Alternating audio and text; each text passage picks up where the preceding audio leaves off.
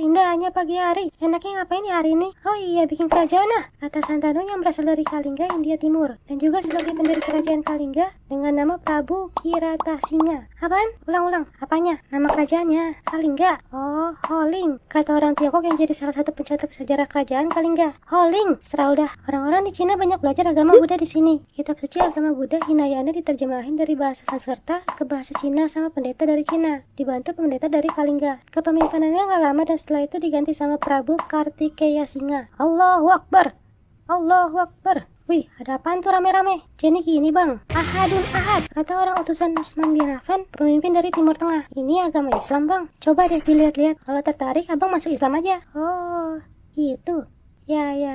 Kalau gua nggak mau, lu mau apa? Ya, ngajak perang. Hei, ini nih. Lu pasti keseringan nonton TV lu. Berita-berita nggak jelas lu dengerin. Islam teroris lah. Islam disebar dengan pedang lah. Abang nih ya, biar gua kasih tahu nih. Mau masuk Islam mah alhamdulillah. Enggak juga nggak apa-apa. Abang pokoknya lihat aja dulu dah.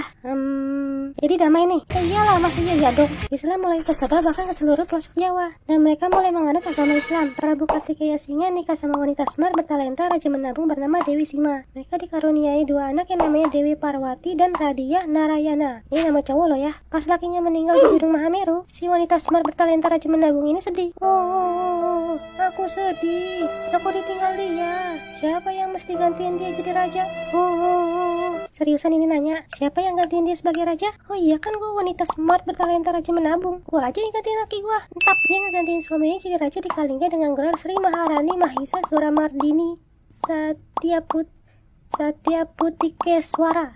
Maharani Sima sangat terkenal karena kemakmuran rakyatnya dan ekonomi yang sangat baik. Kerajaan Kalingga merupakan produsen kulit penyu, emas, perak, cula badak, daging gajah. Terus gimana gak kaya lu? Selain karena makmur, Maharani Sima juga terkenal karena ketegasannya. Hukum potong tangan bagi pencuri aja berlaku loh. Sampai suatu hari ada saudagar dari Arab bilang, yakin bang, buat tes nih ya. Dia naruh kantong emas di jalanan pusat kota. Dan benar aja, gak ada yang berani nyentuh itu emas selama 3 tahun men. Apesnya, emas itu gak sengaja kesenggol sama putra mahkota anaknya sendiri, Radia Narayana. Aduh boy lu gimana sih? Ya dia bingung dong, anaknya mesti dihukum. Gue sih pasti bingung. Jadi Maharani Sima memerintahkan supaya kaki anaknya itu dipotong. Terus kata anaknya, mama psikopat. Dan para penasihat raja juga mendesak supaya hukumannya diringanin. Mereka bilang, ibu psikopat. Akhirnya hukumannya diringanin, jadi jari-jari kakinya aja yang dipotong. Ya udah deh nggak apa-apa. Tapi aku mau tanya mah, mama psikopat. Saat Maharani Sima meninggal, tata kerajaan diturunkan ke siapa ya?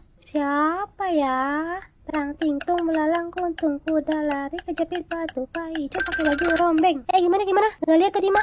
PA. Terang tingtung melalang kuntung kuda lari kejepit batu hijau pakai baju rombeng. Bentar deh, makanya nggak bisa dibegini. Kita kan sama-sama anak lu mak, sama-sama berbakti. Gua aja dipotong jarinya nurut. Oke.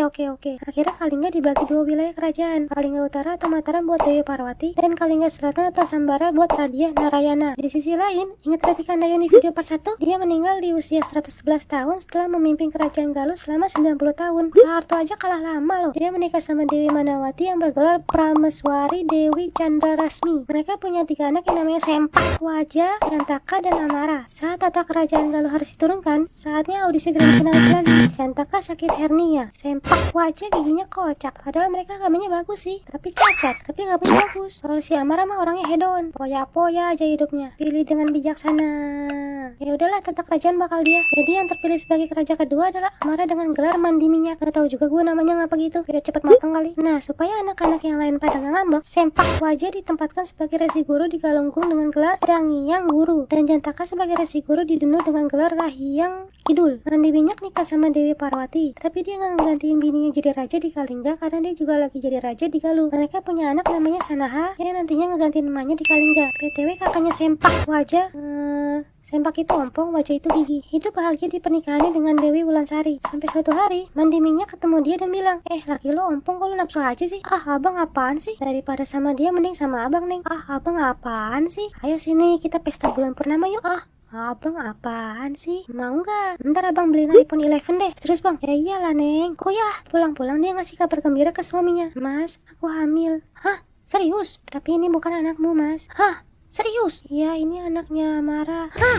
Serius? Terus lahirlah seorang anak hasil perselingkuhannya bernama Brata Senawa atau Sena. Wow sekali ya. Dan dia jadi raja ketiga Galuh menggantiin bapaknya. Jadi intinya Mandi Minyak punya anak namanya Sanaha yang jadi raja di Kalingga, dan Brata Senawa yang jadi raja di Galuh. Dan mereka nikah. Wow sekali ya. Terus mereka punya anak namanya Sanjaya. Purbasura anaknya sempak. Wajah nggak diterima kalau Sena jadi raja. Dia kayak, asal lu tahu ya, lu tuh anak haram. Gua mah halal nono hasil perselingkuhan. Pergi nggak lu? Gua tempeleng nyaho lu. Akhirnya Sena berhasil dilengserkan dan Purbasura menjadi raja keempat di Galuh. Sena dan keluarga kabur ke Pakuan. Basecamp teman dekatnya, Tarus Bawah. Ntar kalau ada yang nyari gua, bilang aja gua udah terbang ke Uranus. Sip. Sanjaya anaknya Sena bilang, enak aja bapak gua main ditendang. Emang dia pikir dia siapa? Suatu saat gua bakal balas dendam bapak gua. Sanjaya tuh cowok banget ya. Di tahun 723, dia menyerbu istana Galuh dan menewaskan Purbasura. Dan dia menyatukan kembali Sunda dengan Galuh. Dan otomatis dia jadi rajanya. Dan ini adalah pertama kalinya istilah Pajajaran muncul. Dan pulangnya dia dijodohin oleh Tarus Bawah sama anaknya Sekar Kencana dan hidup bahagia. Cowok banget kan? Sanjaya menunjuk anaknya Tamperan untuk gantiin dia di Sunda Galuh karena dia mau ngedirin kerajaan Mataram di Kalingga. Woi Jawa mulu, gua kapan